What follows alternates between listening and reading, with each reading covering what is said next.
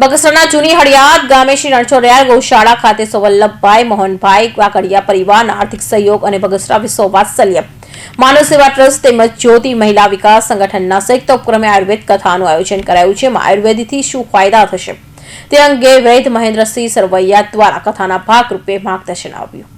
આજના હાઈટેક યુગમાં ધાર્મિક કથાઓનું મૂલ્ય દિન પ્રતિદિન વધી રહ્યું છે, ત્યારે બગસરા તાલુકાની જૂની હળિયાદ ગામે એક અનોખી કથાનું આયોજન કરાયું છે, જેમાં અષ્ટાંગ આયુર્વેદ ધામ તળાજાના વૈદ શ્રી મહેન્દ્રસિંહ સરવૈયા દ્વારા આયુર્વેદ કથાનું રસાપન કરાવ્યું છે.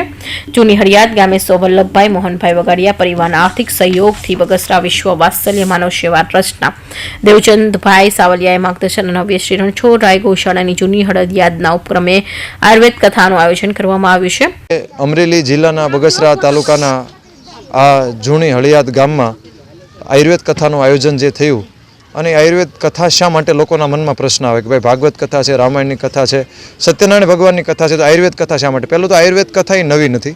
આયુર્વેદ કથા એ પ્રાચીન છે, અને પ્રાચીન ભારતમાં દરેક જગ્યાએ આયુર્વેદ કથા થતી. આયુર્વેદ એટલે ખાલી દવા ફાંકી ઉકાળો નથી. આયુર્વેદ એટલે જીવનનો વેદ છે. અને વર્તમાન પરિપ્રેક્ષમાં જ્યારે ભારતમાં અત્યારે diabetes, BP, cholesterol, thyroid, cancer, સાંધાના દુખાવા, બધા બીમારી ખૂબ વધી રહી છે, ત્યારે માત્ર દવાખાનાથી લોકો સારા નહીં રહી શકે. અને એવા ઘણા બધા આપણા ઋષિમુનિઓ વિજ્ઞાન આપેલું છે કે વિજ્ઞાનનો જો આપણે આચરણ કરીએ તો મારો અત્યાર સુધીમાં ચિકિત્સાનો અનુભવ છે. દર વર્ષે હું 30,000 થી 40,000 આસપાસથી દર્દી જોઉં છું. એમાં બધા અઘરાથી માંડીને છેલ્લા રોગ સુધીના દર્દી જોયા, તો મને ચિકિત્સા કરતાં કરતાં એવો અનુભવમાં આવ્યું કે ભાઈ માણસને દવાનો 20 થી 30% લોલ છે, 60 થી 70% તો એની બીમારી એ ખાલી એના ખાવા પીવામાં એની જીવનશૈલીમાં ફેરફાર કરે ત્યાં જ સારું થાય છે. તો મને અંદરથી એક આત્મજ્ઞાની હતી કે ભાઈ આપણે લોકોને ખાલી ટ્રીટમેન્ટ કરીએ છીએ, પણ લોકોને બચાવવા માટે કાંઈ પ્રયાસ કરતા નથી. એ સંકલ્પ સાથે કે આયુર્વેદ ઘર ઘર સુધી પહોંચે, લોકો પોતાની જાતે જાણતા થાય કઈ રીતે બીમારીમાંથી બચી શકાય. આ ઉપરાંત કે જેટલો આયુર્વેદનો પ્રોત્સાહન મળશે એટલી પ્રાકૃતિક ખેતીને પ્રોત્સાહન મળશે, અને પ્રાકૃતિક ખેતીને પ્રોત્સાહન મળશે તો સ્વદેશી કૃષિ અને સ્વદેશી ચિકિત્સાને પ્રોત્સાહન મળશે, તો સ્વદેશીથી સ્વાવલંબી સમૃદ્ધ અને ભારત બનશે. સમૃદ્ધ ભારત બનશે તો ભારતના હૃદયની અંદર છે વિશ્વ શાંતિ, તો ઓટોમેટિક વિશ્વમાં શાંતિ આવશે. એટલે વિશ્વના કલ્યાણ માટે, વિશ્વ શાંતિ માટે ભારતનું સમૃદ્ધ બનવું જરૂરી છે. સમૃદ્ધ બનવા માટે સ્વદેશીનું ગામડા સુધી પહોંચવું જોઈએ. ગામડામાં એક કહેવત છે કે ભાઈ ગાડું ફરે પણ ગામ ન ફરે. તો હું મારી જાતને ગાડા તરીકે ગણું છું, અને બધે ગામ છે ગામ જેવું છે. તો ગામ લોકો બધા મારી પાસે આવી શકવા નથી. મારી પાસે એટલું બધું વ્યસ્તતા કાર્યક્રમ હોય તો હું સમજાવી ન શકું.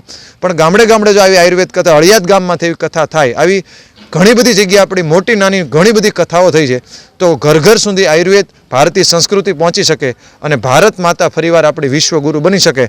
આ એક શુભ સંકલ્પ સાથે આયુર્વેદ કથાનું આયોજન થયું, અને આવી કથાઓ દરેક જગ્યાએ થાય એ વિશ્વ માટે, લોકો માટે બહુ જ કલ્યાણકારી અને હિતકારી છે. અષ્ટાંગ આયુર્વેદ ધામ તળાજાના વૈદ્ય શ્રી મહેન્દ્રસિંહ સરવૈયાના મુખેથી આયુર્વેદ કથાના ભાગરૂપે આયુર્વેદથી લોકોનો શું ફાયદો થાય તે અંગે માર્ગદર્શન આવ્યું છે. આયુર્વેદ કથાથી નિરોગી જીવન જીવવા માટે ઉત્તમ વિવિધ મુદ્દાઓનું ઉદાહરણ સાથે માર્ગદર્શન આવ્યું. જૂની હળિયાદ ગામ સહિત આજુબાજુના ગ્રામ્ય વિસ્તારમાંથી બોડી સંખ્યામાં લોકો ઉપસ્થિત રહ્યા. આયુર્વેદિક કથામાં વિશ્વ વાત્સલ્ય માનવ સેવા ટ્રસ્ટના દેવચંદભાઈ સાવલિયાએ ભારે જહેમત ઉઠાવેલ છે. અશોક મણવર, અમરેલી.